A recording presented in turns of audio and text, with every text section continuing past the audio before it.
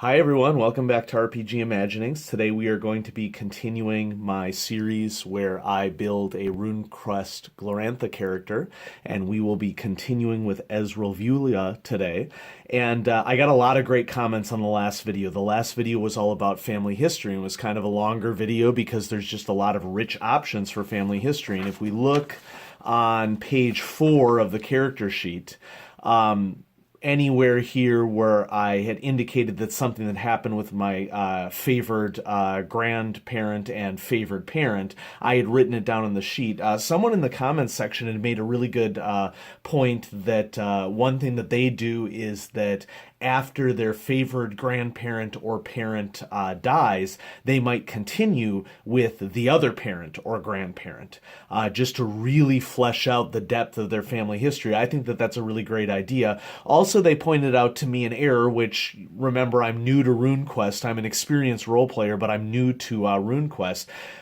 One commenter had pointed out the error that just because a particular region of the area of Runequest, an area of Dragon Pass or the surrounding area, just because that's mentioned within the family history, doesn't mean that those are the only entries that you follow. You can follow entries for this family history, even if, for example, I picked Sardar for the region that the homeland of my hero quester, and I did not have to skip these years in which there was nothing listed for Sardar specifically. And so that's another way that you can flesh out the family history as well. Today, I'm going to be picking my Rune Affinities for my character. This is step 3 of the character creation process. And I'm just going to go ahead and dive right into it. And so every adventure is tied to several of the runes introduced on pages 14 through 15.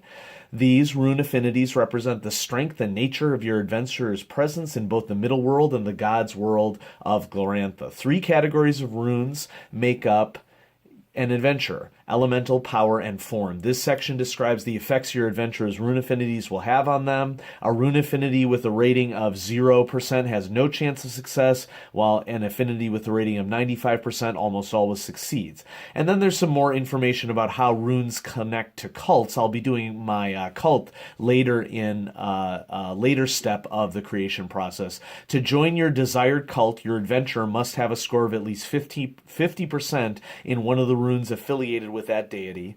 It is recommended that your adventurer share at least 2 runes with your deity if possible. The higher the rune affinities ratings are, the better your adventurer is at using the deity's rune magic. And so it basically walks you through the elemental runes and then the other types of runes that are available, the power runes and the form runes. It's worth noting here that amongst the 6 elemental runes, it says here in the rulebook, an elemental rune may be used to increase your adventurer's chance of success with another ability. This is called an augment. The ability being augmented must be, one of these things that are listed right here. And there are additional information on the following pages that are coming up about how a rune might be used for a particular application. And so that's my understanding of this, is that compared to prior editions of Runequest 3rd edition and earlier, there was less of a mechanical connection with the runes. But that apparently has changed in 4th edition, and so it'll be interesting to explore this as we go along. Now, you're going to notice right off the bat, as we choose elemental runes, you'll note that my homeland is granting my air rune plus 10%, and so I'm going to keep that in mind as I pick it. And you're basically going to pick 3 elemental runes, one to denote your primary rune starting at 60%, one your secondary rune at 40%, and the third rune at 20%, and all 3 of the other elemental rules start at 0% unless otherwise raised. If we turn the page, you'll note that there's information on the example character here that was described, that's been described all throughout the rules up until this point. I haven't really highlighted it since I'm building my own character here, but something to point out that the rules do walk you through an example of all these things. And here on page 47, there's a listing of many, if not all, I think many of the cults that are available for your character to be involved with, and what rune symbols and rune affinities are associated with them. And it also references a specific page. And since I had decided that my clan was Earnaldori, and one of the things that I had learned about that is that the Earnaldori tend to lean towards worship of Ernalda, the Earth Queen, and so I'm going to choose Ernalda, just sort of looking ahead, as the sort of deity that I want to have. Now, I'm going to move the book over a little bit, and just to remind you that I'm trying to be respectful of the audience, and that if you do not want someone who's watching this video to see artistic nudity, I've deliberately covered it up here so that you wouldn't have to look at it if you didn't want to. I just need to move some stuff out of the way here, and so I've deliberately covered up this artwork on page 293 of Arnalda, because there is some nudity and I want to be respectful of the audience, and so it's entirely up to you whether you'd want to see that. But there's some information here on Ernalda, the Earth Mother and Queen, and so I'm just going to slide this over a little bit so that we can read it. Ernalda is the bountiful mother of life and is the source of all sustenance. Reverence for her should stem from every living creature. Plants and animals, both wild and domestic, are her children. She is fruitful and generous. She is the goddess of women, sex, community, and all the things that live on and in the earth. And then for every one of these sections, there's some information about what some of the requirements are for this particular deity. When their holy days are, which that I think will factor mechanically into when you recover power, and other benefits. Standards for initiation, including cult skills, favorite passions, spirit magic, rune magic, what it takes to become a priestess or a god talker, or the associated cults with it. I'm just pointing this out to you as a way that this connects to the richness of the setting. We will engage with these membership situations here, like favorite passions, etc., in a later step of the character creation. So I'm going to turn back to our part 3 where we just left off here on page 47. And so given that Ernalda is the Earth Queen and that she is associated with earth, fertility, and harmony, I'm going to keep that in mind when I am choosing my rune affinities for Ezreal. So here are the elemental rune affinities on the character sheet right here. I'm going to pick Earth as my 60% characteristic. And so here's Earth's symbol, so I'm going to put a 60 in there. I'm going to choose Air as my 40, but with the 10% boost from Sartar, I go up to 50. And so that will allow me to access, be a little bit better at air magic. And then for my 20%, I don't know, fire sounds kind of interesting. I have no basis for picking this. I'm just, deciding what I think might be good for my elemental rune affinities. Now, the next aspect of rune affinities are the power and form runes. And I just want to point out that there is some text here in the rulebook that sort of details each of the elemental runes and what characteristic they are associated with. And so note here that Earth is associated with Constitution. That's something that I'm going to keep in mind when I work with my abilities later on. The personality of those that are aligned with Earth runes is that they have a strong affinity with the Earth. They tend to be pragmatic, prudent, worldly, and sensual. That sounds interesting. I like that. Their primary mode of sense is to search. Skill category, communication. We'll talk about skill categories in a later video. The weapon is the axe. The organs, genitals, and bone. Color green, perfect for me, because green is my favorite color. Forest green is my favorite color.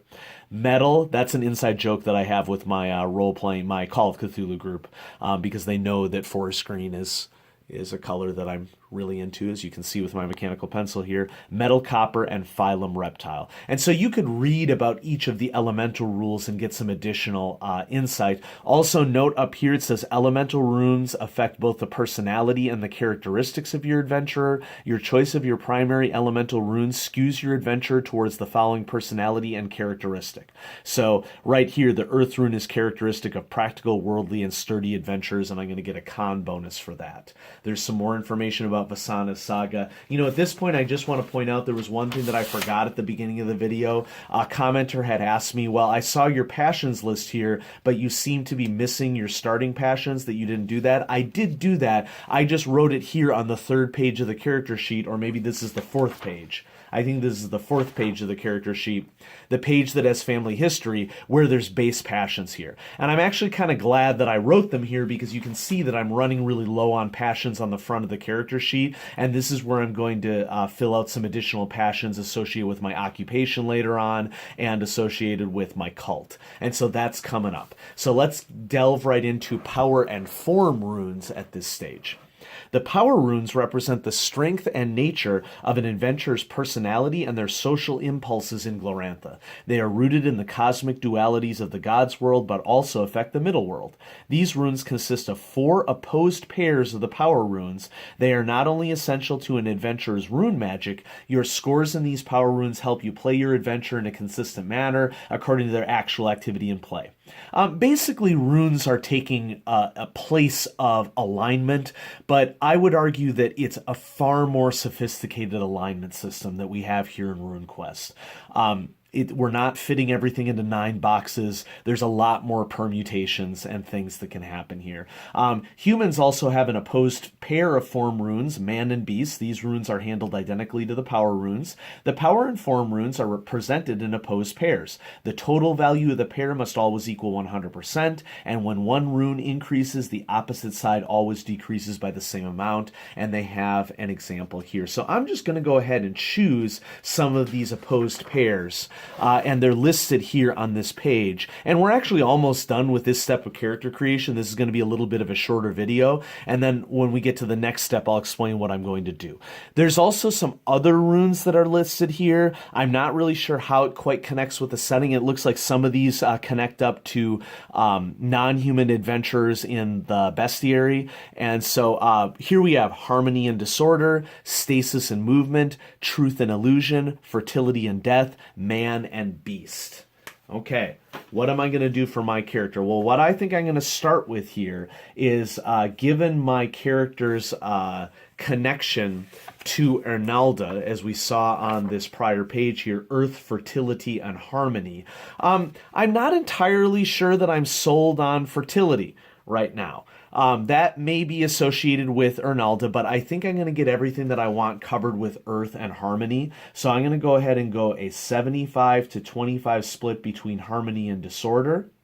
I'm going to go a 75-25 split between beast and man, but I want my beast to be 75. I think that that could be real. I think that Ezreal Vula is suppressing some of her primal situations and primal instincts, and she's struggling to make peace with it, especially given that her ancestors were part of the soldiery. I'm trying to make this character come alive as these things happen. Now, every one of these other opposed pairs becomes a 50-50. So I'm just going to mark this down here on the character sheet. All right. And if you pick up the rule book, you can read about some of the balance. I'm just going to go ahead and read the balance between harmony and disorder as one of the relevant power-based rune affinities that I have right here. So to be strong with the harmony rune is to put the welfare of oneself, defined community, which might be as small as a village or as large as their entire world, above one's own. Those aligned with this rune are helpful, careful, compromising, generous, and compassionate. They make peace, not discord.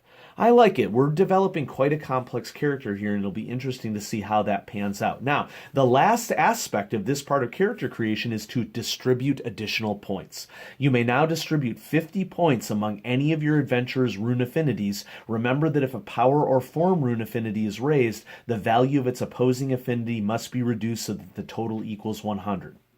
A value of 80% or more in any rune indicates that your adventure is strongly tied to the rune. The rune may affect your own control over your adventure. Their actions may be determined by the rune and contrary to your wishes. As the adventure develops, these initial values may change and various rewards may become available. I sort of feel like you go big or you go home. And so big for me, I think I'm going to go ahead and increase my beast and harmony runes by 10 each, spending 20 total of my extra 50 points. Now, when I increase both of these to 85, it means that the corresponding value is going to decrease accordingly. So my man rune goes down to 15 and disorder goes down to 15. I have 30 points left to spend. I think I'm going to chuck a solid 25 into Earth, since that's basically going to be my primary rune, to bring that up to 85. And I have 5 left, so I'm going to put that last 5 into Air. And so here we have Ezreal Vula is shaping up nicely. In the next video, I've been sort of reading ahead to, sort of be as efficient as possible with these videos. This characteristics chapter could get pretty involved. And so what I think I'm going to do looking ahead to my next video is that I'm going to do the first basic subset of main characteristics and how it relates to attributes. But when we get to the skill-based chances, which can get a little bit complicated, I'm going to do that in a separate video. So we will essentially be splitting step 4 up into 2 videos so that we can really do a great job, but also not have a video that runs too long. And so thanks for joining me on my adventure of building Ezreal Vula and making a character for Runequest role-playing in Glorantha. Thanks for watching RPG Imaginings. I'm going to have some more videos coming up here shortly. Bye-bye.